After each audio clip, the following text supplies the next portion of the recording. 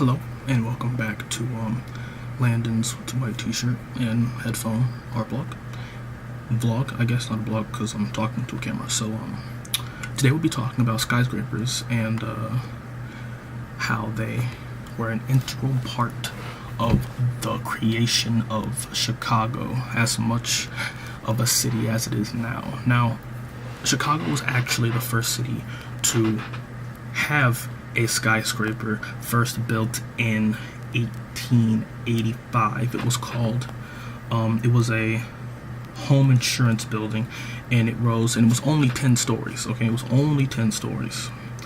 And it was created with metal, as skyscrapers are usually made out of. Just 5 years later, in 1890, they actually added an additional 2 stories to this building just 5 years after the building was created. Now, coincidentally, the creation of the skyscraper came directly after the Great Chicago Fire, and the Great Chicago Fire burned everything down, which happened to just coincidentally be a perfect timing for them to start building skyscrapers instead of the wood buildings that they had before. Now, soon after the Chicago Fire, an engineer had found out that he had learned about iron skeletons and that he could probably put one in a building in order for it to support more weight. His name was Gustav Eiffel was his name. At first, most buildings in Chicago were very simple skyscrapers, and then eventually they became more residential. Well, not more residential, but residential skyscrapers were being created, and then and they kept getting more and more complex until we see what we have today with those interesting ones, like the one building with like the V-shaped base, and then the building with the arc at the top and the arc at the bottom. I think both of those buildings are very interesting architecturally. On the river tour that we took, there was a lot that I had learned on the tour, such as that Chicago is the home to the world's second tallest tower, but it does have the tallest. It has the highest floor that has people actually using it, which is way at the top. The top floor, whatever the number that is. I don't know what number it is. I don't know how many floors are in the Sears Tower, or I guess the Willis Tower now, but I grew up calling it the Sears, and I think I will continue to call it the Sears Tower. But directly after that is the Trump building. The Trump building is the second tallest tower in the city, and the third tallest tower, I don't know what it is now, but I know based on the tour, the third tallest tower in the city is soon to be created, or will soon overtake the current third tallest building. I think it's really interesting how each building in Chicago almost is its own unique thing, all created with its own story and its own like architectural design. Like it's very, very rare when there are two buildings that are alike, unless they're both, you know, residential. But other than that, it's very interesting how they all seem to be different. One of the more interesting skyscrapers in Chicago is called the Aqua skyscraper, and it is a mixed-use skyscraper with a part of it being residential.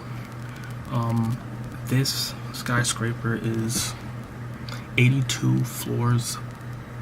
It's 82 stories. Yes, it's 82 stories, and it has 5 stories underground that are not counting that 82 that are just for parking alone. So this is a huge skyscraper, and it looks really, really interesting the way it was designed. It's called Aqua because it looks like it's flowing like water, depending on how the sun hits it. On the roof of the building, it is topped with gardens and pools and such, and I think that's really, really cool. And it also got an award for the Emporis Skyscraper Award, and then this award is it is given to a new skyscraper for design and art and functionality. So as you can see, it's a very functional skyscraper. Another interesting story about the skyscrapers in Chicago is that the third tallest one, I believe, the Aon Center.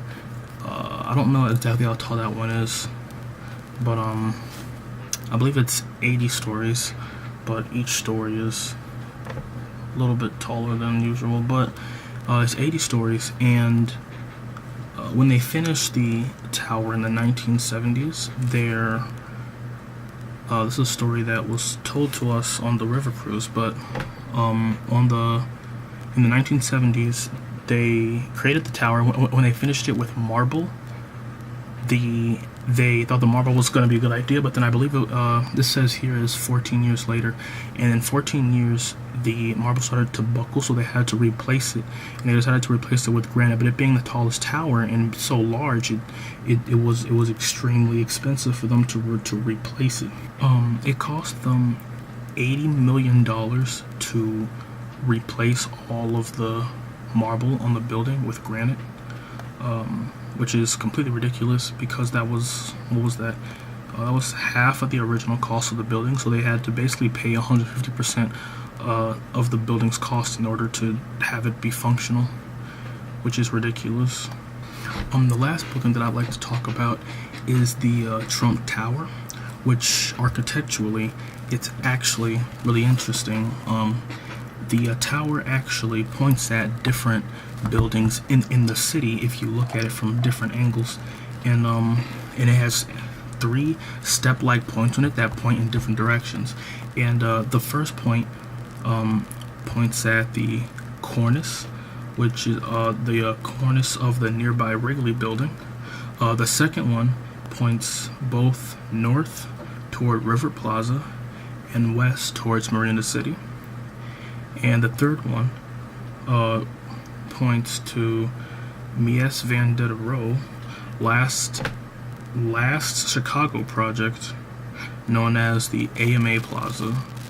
And that's very interesting to me how the tower was able to be constructed in such a way, given the space that it was given, to still point to these specific buildings that I'm pretty sure were there before this building was created. If not, that would be just a coincidence that these were even placed in such a way. But I like to believe that they were placed in this way so that it's just architecturally interesting. I don't know the direct correlation between those buildings, but I hope that it exists so that it actually would make sense. But I think that's it for this one. Thank you for watching, and until next time.